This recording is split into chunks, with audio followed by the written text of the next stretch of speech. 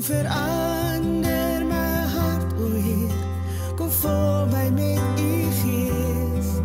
Kom en snoei waar dit nodig is om heilig te kan wees.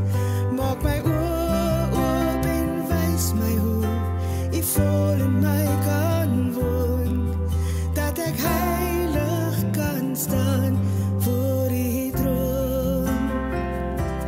Maak my skoon, kom en reinig my, was my weg